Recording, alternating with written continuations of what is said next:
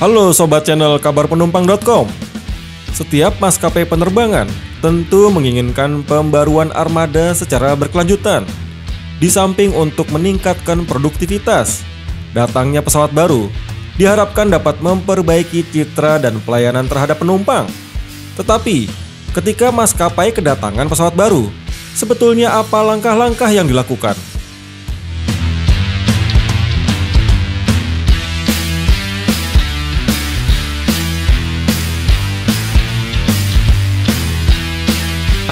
Tentu masih hangat dalam ingatan saat Garuda Indonesia dengan meriah menerima kedatangan pesawat perdana widebody Airbus A330-900neo pada 28 November 2019.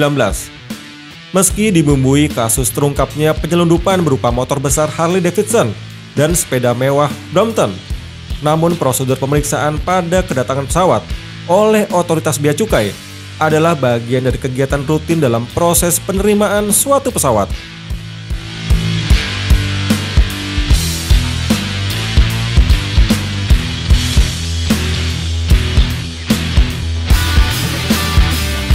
Merujuk kepada peraturan internasional, sebelum pesawat diterbangkan ke negara pembeli, maka saat pesawat keluar dari jalur produksi, tidak lantas langsung dikirim ke pelanggan.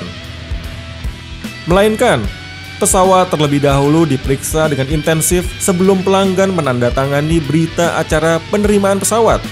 Sebab, begitu itu ditandatangani, maka penjual sudah lepas tangan bila ada 1-2 kekurangan.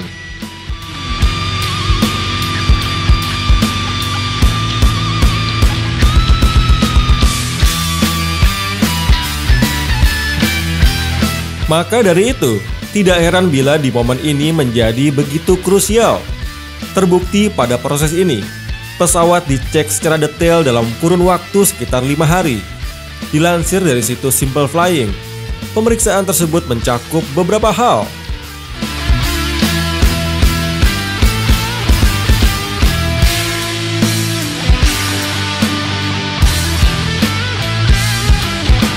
Pertama, ground check, yaitu inspeksi visual, pengujian sistem, dan mesin.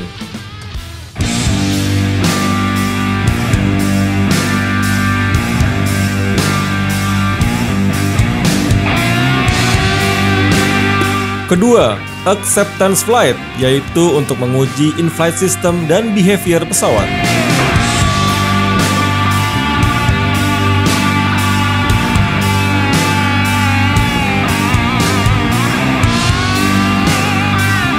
Ketiga, mengolah kembali atau memecahkan masalah yang muncul dalam proses serah terima ini.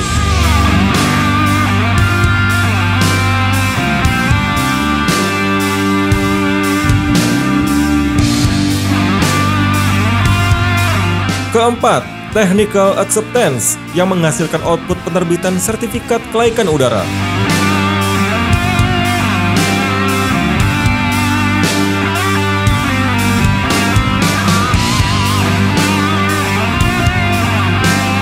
Dan kelima, pesawat secara resmi berubah kepemilikan dan dipersiapkan untuk penerbangan ferry flight ke negara tujuan.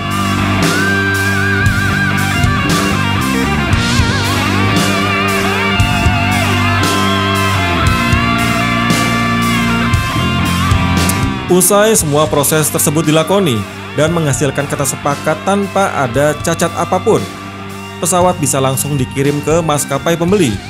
Dalam proses ini, maskapai memiliki 2 pilihan, yaitu mengirimkan kru untuk menjemput pesawat atau menunjuk pihak lain untuk menjemput pesawat dengan menyesuaikan protokol kesehatan dan mengirimkannya ke lokasi yang telah disepakati oleh maskapai.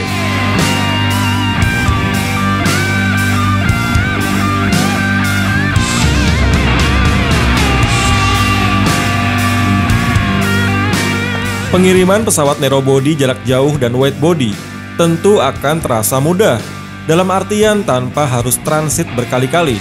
Sebab, selain jangkauan terbangnya sudah cukup jauh, secara teknis, pesawat juga mampu terbang melampaui batas maksimal, lantaran terbang tanpa kargo dan penumpang. Contohnya pada pengiriman Airbus A330-900neo Garuda Indonesia yang diterbangkan langsung dari Prancis.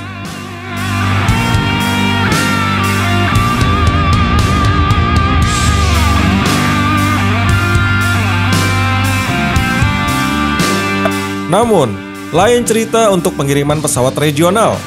Jangkauan terbang yang terbatas membuat proses pengiriman butuh waktu lebih lama karena harus transit berkali-kali. Apalagi bila lokasi pengiriman pesawat terletak cukup jauh. Contohnya seperti belum lama ini, PT Dirgantara Indonesia mengirimkan pesawat intai maritim CN235 dari Bandung ke Senegal di Afrika Barat.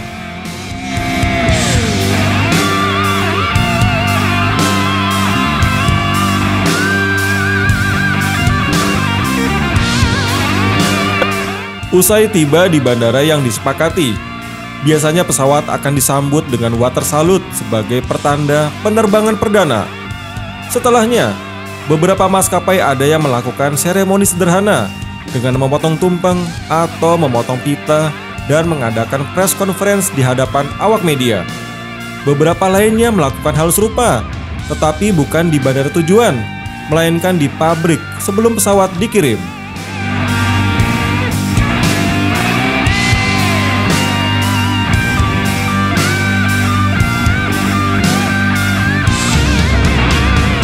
Nah, demikian bedah seputar kelaziman dalam dunia industri penerbangan. Semoga tayangan ini dapat bermanfaat bagi kalian semua. Bila Anda suka video ini, jangan lupa like dan subscribe ya. Nantikan konten-konten menarik lainnya hanya di channel kabarpenumpang.com. Sampai jumpa.